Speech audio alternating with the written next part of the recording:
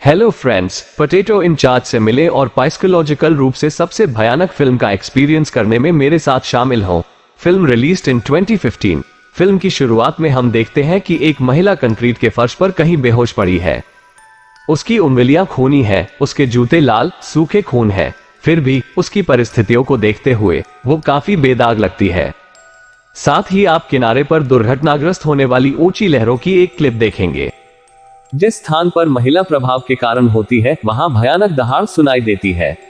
वर्षों तक बजने की आवाज के बाद वह आखिरकार अपनी बेहोशी से जाग जाती है। पहली नजर में वह केवल ठोस चीजें देखती है। उलझन में वह पहली बार खुद को खोजने के लिए चली गई और वह सबसे भयानक स्थिति में हो सकती थी।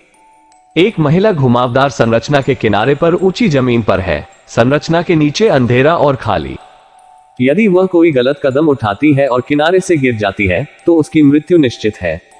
इसके अतिरिक्त वह जिस स्थिति में है वह उसकी मदद नहीं करती है, क्योंकि श्रीमती एज पहली बार अपने बाएं पैर को बाहर निकालने में असमर्थ है और उसका बायां पैर उसके शरीर के नीचे मुड़ा हुआ है और उसे पीछे खींचने की कोशिश करता है, लेकिन आंदोलन उसे और आगे धकेलने के अलावा कुछ नहीं करता। सौभाग्य से यह अभी तक नहीं गिरा है, लेकिन यह स्पष्ट रूप से केवल कुछ समय की बात है। उसकी स्लाइड के कारण उसका बायां पैर ऊपर चला गया और उसे बुरी तरह घायल कर दिया।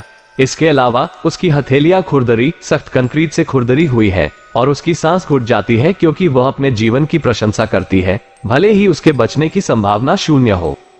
उसके बाद हमें उस संरचना का पूरा दृश्य मिलता है जिसमें वह फंसी हुई है, और यह एक जलविद्युत ऊर्जा संयंत्र की तरह दिखता है। उसके पीछे की दाहिनी दीवार उसे भागने नहीं देगी, भले ही वह कगार से बहुत दूर हो। लेकिन दीवार बहुत कम है। इस बिंदु पर उनके बारे में चिंता करें, क्योंकि वे नीचे के शून्य से बजने वाले जोर से हॉर्न के साथ स्थिति को कोसते हैं। शोर उन्हें डराता है और गिरने को और भी डरावना बना देता है।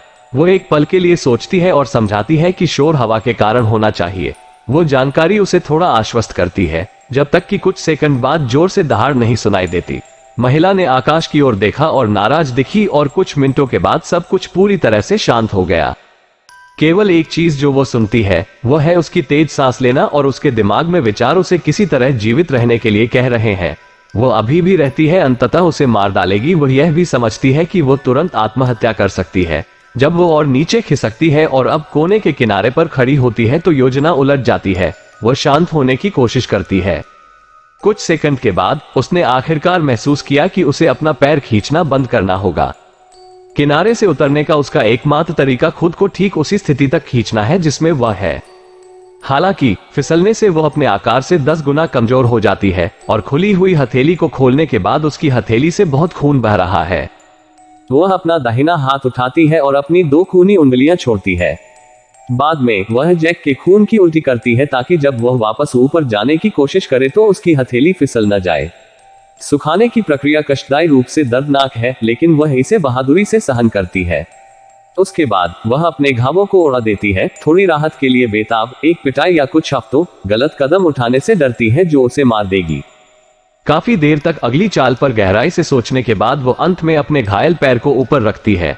जैसे ही वह अपने शरीर को ऊपर उठाती है, उसकी खूनी हथेलियां कंक्रीट के वक्र को नीचे धकेलती हैं और गति का एक दर्दनाक चाप होता है।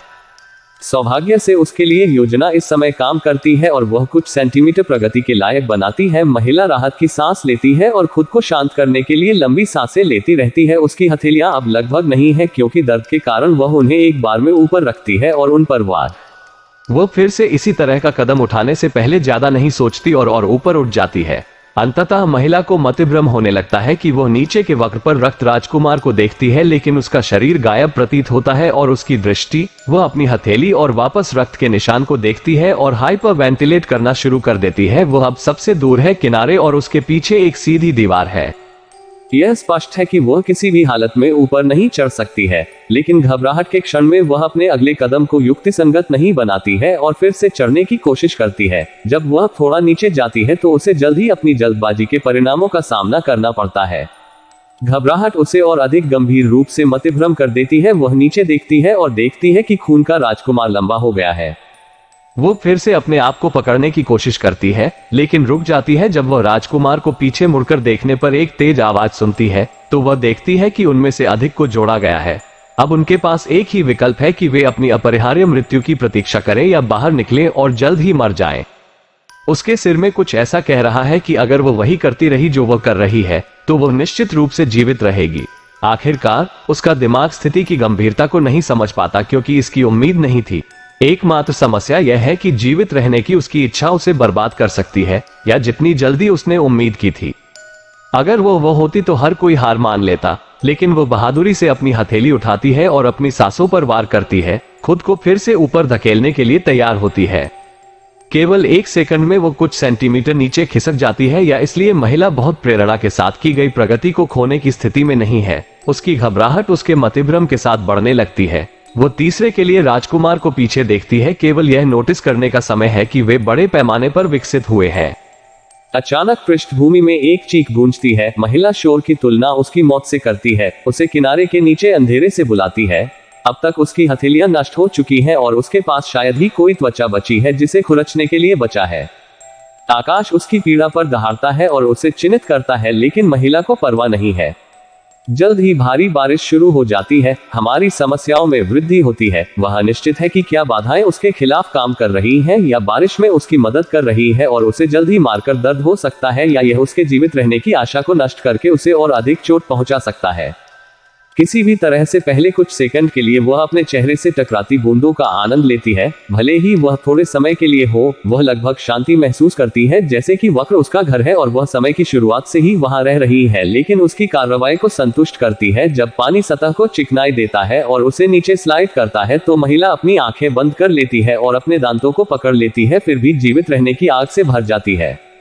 वह जोर से चिल्लाती है, लेकिन बादलों की गड़गड़ाहट की तुलना नहीं करती है। फिर उसे याद आता है कि उसने एक चेन पहनी हुई है जो उसके कब को लंबे समय तक पकड़ने में मदद करती है, और ऊर्जावान रूप से उसे अपनी कलाई के चारों ओर पकड़ लेती है और उसे अपनी गर्दन से खींच लेती है। आप इसे नीचे स्लाइड करते हुए देख सकते हैं। यह स्पष्ट नहीं है कि वह इस घटना में बच गई या नहीं, लेकिन वह कल्पना कर सकती है कि उसे किन परिस्थितियों में रखा गया था। ज्यादातर डरावनी फिल्मों के विपरीत, जो कूदने के डर पर निर्भर करती है, यह फिल्म एक भयानक माहौल बनाती है और आपको पात्रों के साथ साथ डर और आतंक का एहसास कराती है। फैंस का मानना है कि फिल्म हर तरह से अच्छी है, क्योंकि यह फिल्म दर्शकों की आदिम मानवीय प्रवृत्ति को उत्तेजित करती है। यह एक ढहस्वप्न से बाहर कुछ है, लोगों को उन आशंकाओं के बारे में जागरूक करता है जिन्हें वे नहीं जानते थे कि उनके पास था। इस पोटैटो इन चार्ज के लिए कुछ समय निकालें, लाइक बटन दबाएं और अच्छी सामग्री के लिए सब्सक्राइब और फॉलो करना सुनिश्चित करें। तब तक मुस्कुराते रहो। Hello friends, potato in charge से मिले और साइकोलॉजिकल रूप से सबसे भयानक फिल्म का एक्सपीरियंस करने में मेरे साथ शामिल हों। Film released in 2015। फिल्म की शुरुआत में हम देखते हैं कि एक महिला कंक्रीट के फर्श पर कहीं बेहोश पड़ी है। उसकी उंगलियां खूनी है, उसके जूते लाल सूखे खून है, फिर भी उसकी परिस्थितियों को देखते हुए वो काफी बेदाग लगती है। साथ ही आप किनारे पर दुर्घटनाग्रस्त होने वाली ऊंची लहरों की एक क्लिप देखेंगे। जिस स्थान पर महिला प्रभाव के कारण होती है वहां भयानक दहाड़ सुनाई देती है। वर्षों तक बजने की आवाज के बाद वह आखिरकार अपनी बेहोशी से जाग जाती है। पहली नजर में वह केवल ठोस चीजें देखती है। उलझन में वह पहली बार खुद को खोजने के लिए चली गई और वह सबसे भयानक स्थिति में हो सकती थी। एक महिला घुमावदार संरचना के किनारे पर ऊंची जमीन पर है। संरचना के नीचे अंधेरा और खाली। यदि वह कोई गलत कदम उठाती है और किनारे से गिर जाती है तो उसकी मृत्यु निश्चित है। इसके अतिरिक्त वह जिस स्थिति में है वह उसकी मदद नहीं करती है, क्योंकि श्रीमती एज पहली बार अपने बाएं पैर को बाहर निकालने में असमर्थ है और उसका बायां पैर उसके शरीर के नीचे मुड़ा हुआ है और उसे पीछे खींचने की कोशिश करता है, लेकिन आंदोलन उसे और आगे धकेलने के अलावा कुछ नहीं करता। सौभाग्य से यह अभी तक नहीं गिरा है, लेकिन यह स्पष्ट रूप से केवल कुछ समय की बात है। उसकी स्लाइड के कारण उसका बायां पैर ऊपर चला गया और उसे बुरी तरह घायल कर दिया। इसके अलावा उसकी हथेलियां खुरदरी, सख्त कंक्रीट से खुरदरी हुई है और उसकी सांस घुट जाती है क्योंकि वह अपने जीवन की प्रशंसा करती है, भले ही उसके बचने की संभावना शून्य हो। उसके बाद हमें उस संरचना का पूरा दृश्य मिलता है जिसमें वह फंसी हुई है, और यह एक जलविद्युत ऊर्जा संयंत्र की तरह दिखता है। उसके पीछे की दाहिनी दीवार उसे भागने नहीं देगी, भले ही वह कगार से बहुत दूर हो।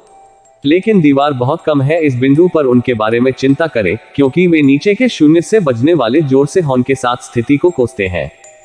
शोर उन्हें डराता है और गिरने को और भी डरावना बना देता है। वो एक पल के लिए सोचती है और समझाती है कि शोर हवा के कारण होना चाहिए, वो जानकारी उसे थोड़ा आश्वस्त करती है, जब तक कि कुछ सेकंड बाद जोर से दहाड़ नहीं सुनाई देती।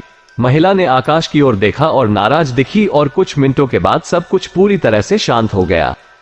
केवल एक चीज जो वो सुनती है वह है उसकी तेज सांस लेना और उसके दिमाग में विचार उसे किसी तरह जीवित रहने के लिए कह रहे हैं। वो अभी भी रहती है, अंततः उसे मार डालेगी। वह यह भी समझती है कि वो तुरंत आत्महत्या कर सकती है। जब वो और नीचे खिसकती है और अब कोने के किनारे पर खड़ी होती है तो योजना उलट जाती है। वह शांत होने की कोशिश करती है। कुछ सेकंड के बाद उसने आखिरकार महसूस किया कि उसे अपना पैर खींचना बंद करना होगा। किनारे से उतरने का उसका एकमात्र तरीका खुद को ठीक उसी स्थिति तक खींचना है जिसमें वह है।